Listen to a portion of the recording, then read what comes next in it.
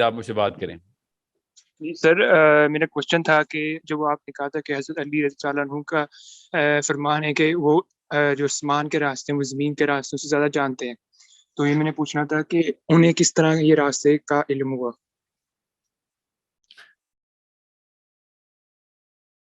اچھا، ایک تو یہ کہ اچھا سوال ہے آپ کا. پہلے تو صحابہ کرام کو سمجھیں، ان کی اس ٹریننگ کو سمجھیں. ہر نبی کے حواری جو ہوتے ہیں نا، وہ نبی سے ڈائریکٹ علم لے رہے ہوتے ہیں، اور نبی اللہ سے ڈائریکٹ علم لے رہے ہوتے ہیں. ٹھیک ہے، تو اب اس کے علاوہ تو کوئی مطلب اس سے خوبصورت سونے کی کان کیا ہونی کہ ڈائریکٹ سونا آپ پہ ڈائریکٹ ٹرانسفر کیا جا رہا ہے. اتنا ایبسولوٹ ٹروتھ آپ کو مل رہا ہے کریشن کے بارے میں، کریٹر سے.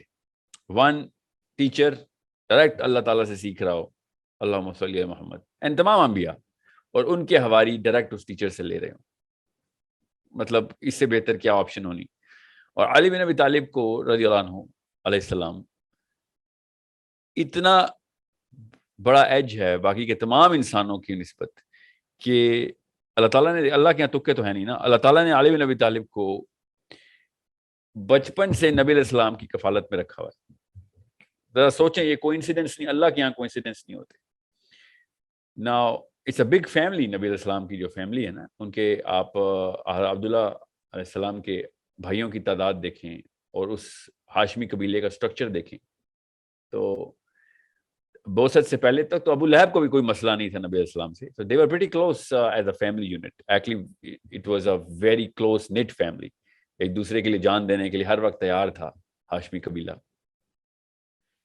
یہاں تک کہ حضرت حمزہ علیہ السلام ابھی اسلام نہیں لائے تھے، تو آپ کو پتا ہوگا وہ بڑا مشہور واقعہ اور بہت مستند واقعہ ہے کہ وہ شکار کر کے واپس آ رہے تھے تو ابو جہل نے ایک بڑی ہلکی بات کی نبی علیہ السلام کے بارے میں، اور حضرت حمزہ ابھی مسلمان نہیں ہوئے تھے. انہوں نے وہ کمان پکڑ کے ابو جہل کے سر پہ ماری اور سر پھاڑ دیا اس کا کہ تو نے میرے بھتیجے کے بارے میں یہ جرت کیسے کی. سو I'm not saying کہ مطلب what I'm trying to tell you is very simple کہ علی بن ابی طالب was the only cousin of نبی علیہ السلام. باقی کے بہت کزنز ہیں، میں آپ کو ابو لہب کے بیٹوں کے نام بتاؤں اور جو اس کے بیٹوں نے اس کے ساتھ کیا اس کے مرنے کے بعد، جس کی وجہ سے ہمیں پتہ چلا حضرت ابو طالب کی باقی کی اولاد.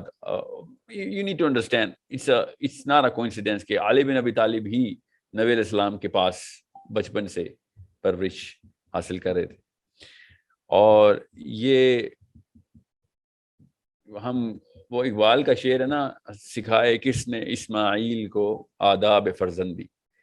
جو بچہ، یہ میں نبیوں سے کمپیئر نہیں کر رہا علی بن ابی طالب کو، علی bin Abi Talib is not a prophet, okay, but کوئی عام انسان بھی کہنا ایک گناہ ہی ہوگا میرے خیال سے. اس لیول کی تکریم ہے علی بن ابی طالب کی میرے دل میں کہ ان کو میں عام انسان نہیں کہتا، مگر وہ نبی نہیں ہے. دو ہی کیٹیگریز ہیں، انبیاء اور باقی کے انسان. تو باقی کے انسانوں میں اگر کوئی قریب ترین آ سکتا ہے نا اس علم کے کہ جو انبیاء کو اللہ ڈائریکٹ دیتے ہوتے ہیں، تو وہ علی بن ابی طالب ہیں، because he grow up from his childhood. And آپ وہ غور سے سمجھیں اس واقعے کو. آپ اپنے بچوں کے بارے میں سوچیں جب وہ 9 سال کے ہوں، ایکچولی وہ 6 سال کے ہیں، مگر چلیں 9 سال لکھ دیا ہے ایک جگہ پہ، اوکے کوئی بات نہیں، 2 سال میں بھی کوئی زیادہ فرق نہیں پڑتا. اور 9 سال کا بچہ کھڑے ہو کے سب کے سامنے اعلان کرے کہ میں آپ کے اس فلسفے پہ ایمان لاتا ہوں، میں آپ کی اس بات پہ ایمان لاتا ہوں، going against all of the big forces of his own family. So it's not کہ وہ 9 سال میں آئے تھے، نہیں، وہ بچپن سے ہی آئے ہوئے تھے نبی علیہ السلام کے پاس. اور علی بن ابی طالب خود بتاتے ہیں کہ اللہ کے نبی علیہ السلام جب ابھی بوست نہیں ہوئی تھی نا، تو 100 کچھ بت کعبے میں ہر وقت رکھے ہوئے تھے، ہر کوئی ان بتوں کو چومتا سلام کرتا تھا. نبی علیہ السلام نے کبھی نہیں کیا تھا.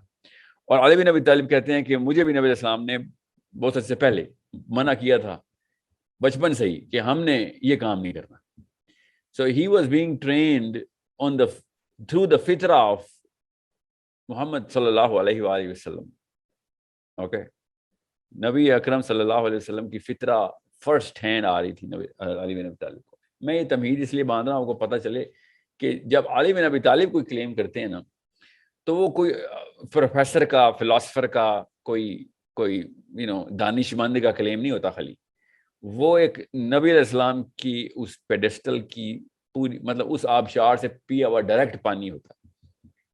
سو اٹس ناٹ، ابھی مجھے بہت لکھا گیا ہے میری ای میل باکس میں کہ اہل تشیعوں کی حدیث آپ نے کوٹ کر دی ہے.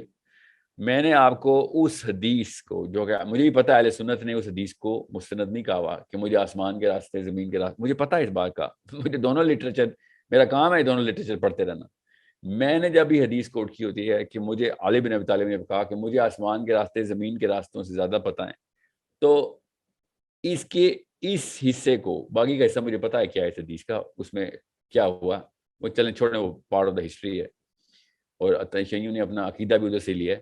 مگر اہل سنت والجماعت جو اپنے آپ کو کہتے ہیں ہمارے پاس حق کا علم ہے اسماء الرجال کے تھرو، ٹھیک ہے، میں جتنی اسماء الرجال کی ترویج کرتا ہوں، شاید کم اسٹوڈنٹس ہیں جو اس طریقے سے ایتھیزم کا اور غامدیزم کا، فراہی ازم کا توڑ بھی اسماء الرجال کی بیسس کو ہی بناتے ہیں کہ اگر اسماء الرجال توڑ دیا تو پیچھے پھر ہر حدیث ہی مان لو، پھر تو میں خواب میں بھی کوئی حدیث آئی ہے وہ بھی سنا سکتا ہوں. آپ اسماء الرجال کی بات ہو رہی ہے، the science of understanding the value of sanctity of any literature, any written text.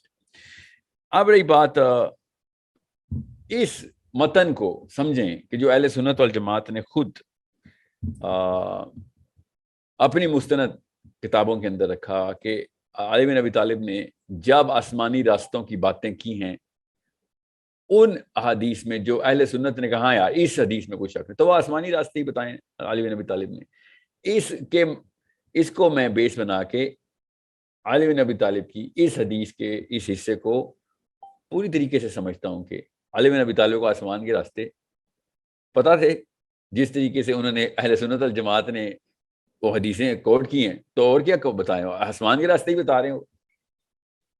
تو اگر باقی کے معاملات میں آتے ہیں تو وہ وہاں پہ محاورہ استعمال ہوا محاورہ، تو یہاں پہ بھی محاورہ استعمال کر لیں کہ آسمان کے راستے زمین کے راستوں سے زیادہ آتے ہیں، کا مطلب ہے کہ جتنے مجھے آسمان کے راستے پتہ ہیں اتنے اور کسی کو نہیں پتا آسمان کے راستے. اب ٹھیک ہے، تو زمین کے راستے تو ہر بندے کو اپنے اپنے ایکسپیرینس سے آتے ہیں نا، کہ ہاں میں ادھر گیا ہوں تو مجھے آتے ہیں، ادھر گیا ہوں تو مجھے یہاں کا پتہ ہے. پوری دنیا کے تمام راستے تو کسی بندے کو نہیں آتے. تو یہ محاورہ بڑا آسان ہے استعمال کرنا کہ مجھے آسمان کے راستے زمین کے راستوں سے زیادہ آتے ہیں، کیونکہ کوئی ایک بندہ آئے گا تو اس کو اپنے علاقے کے راستے ہی پتہ ہوں گے یا جدھر جدھر وہ گیا ہے. ٹھیک ہے، سو یہ بات سمجھ لینا بہت آسان ہے کہ جس طریقے سے قرآن پاک نے آسمان کے راستوں کی پوری نشاندہی کی.